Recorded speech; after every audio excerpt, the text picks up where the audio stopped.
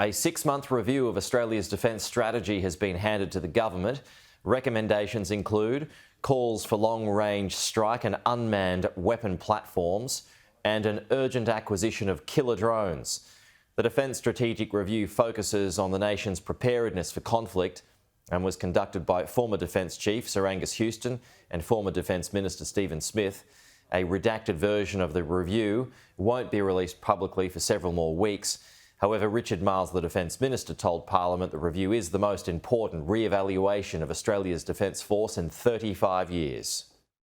One of the most important works in Australia's defence history, and the government will take some weeks to consider this review before we announce an unclassified version of it, along with our response to it. The review has met with 150 different experts across academia, think tanks, defence industry and the Defence Force itself. It's received more than 360 submissions from the general public.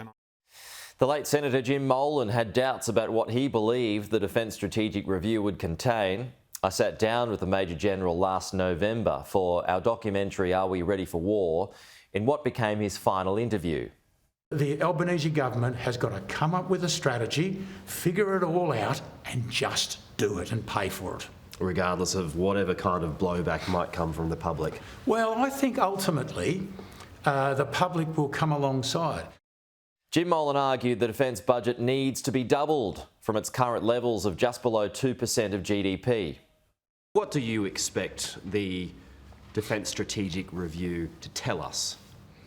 I am very cynical of it. I see that parts of the Defence Strategic Review are being leaked to journalists. If you come out and say the Defence Strategic Review wants missiles and drones, hang on. Are we only going to fight one kind of war?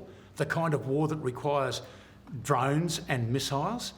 OK, if that's the case, we can get rid of the land army and put all that money into drones and missiles. I pray that they will get it right.